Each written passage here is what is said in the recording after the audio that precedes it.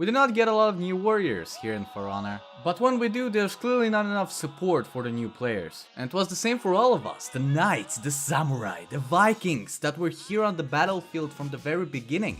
We had to learn the game. But the difference between us, veterans, and the new recruits is that we didn't have to face experienced connoisseurs of combat right away. Before I continue, head into the description if you want to go directly to the tutorial. It's just gonna tell you the precise minute when it's gonna happen because I'm gonna be complaining about some stuff first. And honestly, the new matchmaking parameter with the total reputation and the duels versus AI are not helping to the new players. For example, I had players with reputation free characters who were facing me off in duels and didn't know how useful some of the core mechanics of the game are. Why? I asked. It's because they only fought against the AI until that specific match. What? What?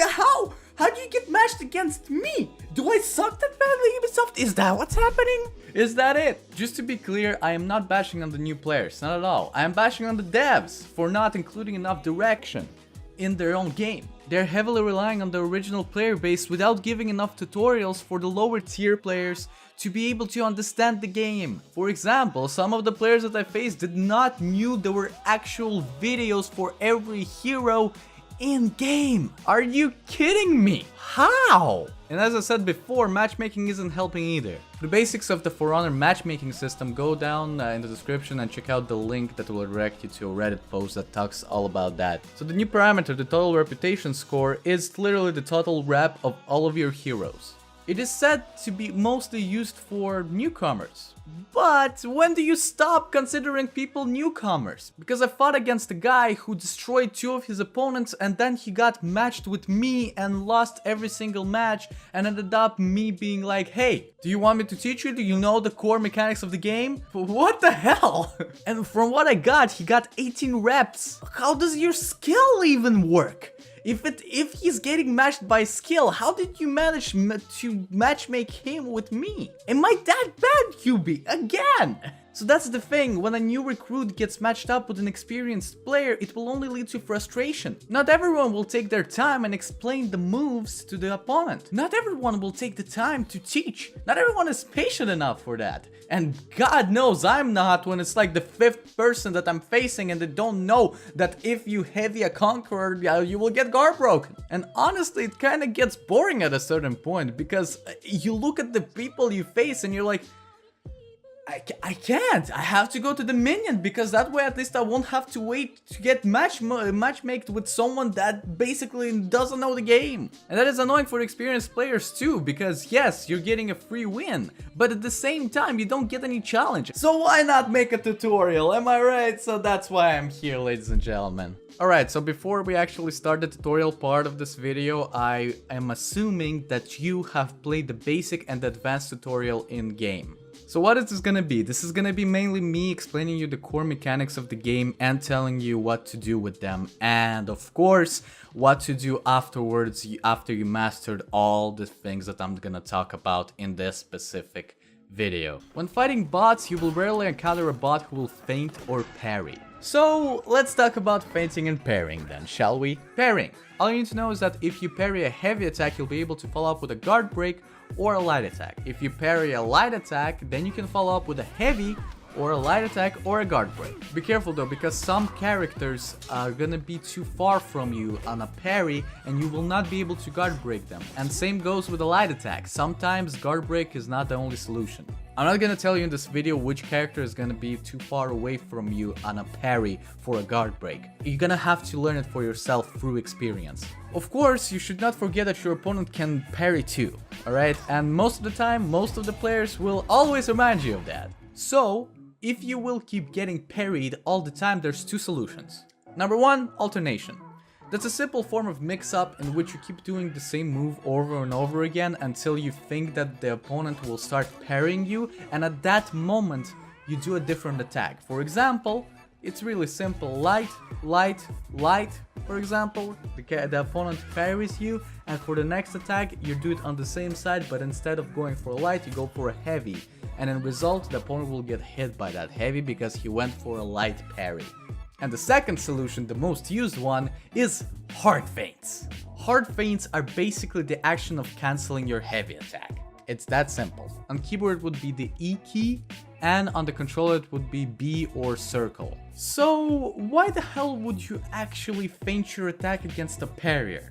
Well, because you could guard break him for free. When I say for free, that means he cannot counter guard break. The reason why heavy feint into guard break works is because at the startup of every heavy attack, all the characters can be guard broken. And when a person goes for a parry, that is exactly what happens. A simple heavy goes off.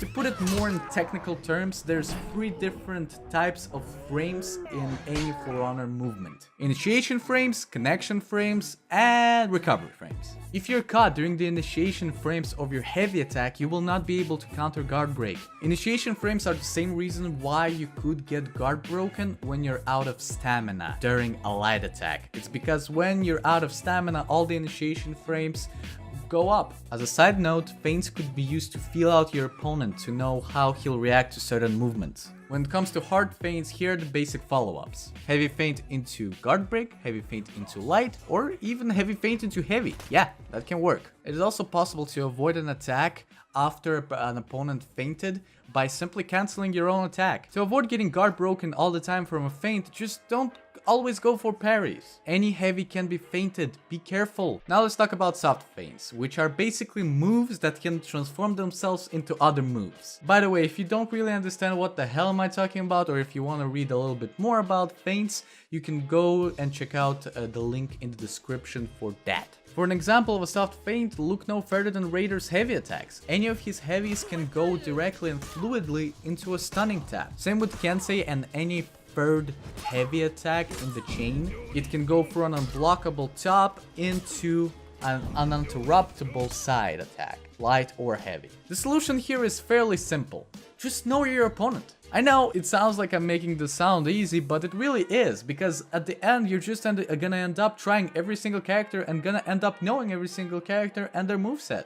And every time someone will use a new move against you, you'll be like, oh, I could use that too. This game is all about knowing what the enemy can do and how your hero that you're playing can counter that. For example, Conqueror's Shield Bash can easily be countered with an Orochi Light Dodge attack. It's that simple. The next step in the learning process would be to learn every single mix-up specific to the hero.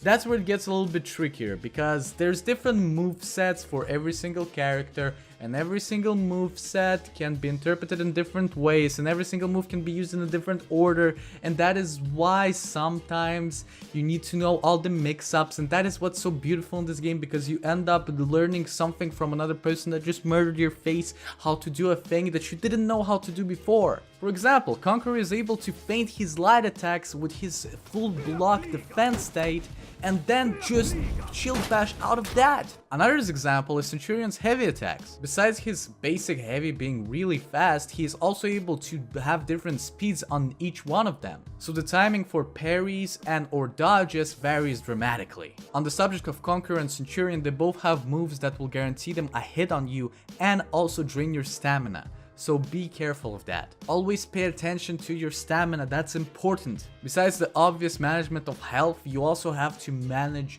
your stamina. That's incredibly important, I cannot stress that enough. When out of stamina, you cannot cancel your heavy attacks, so do not go for parries unless you're sure you're gonna be able to parry it. For example, Lawbringer's Swift Justice chain. It goes from heavy to light to heavy.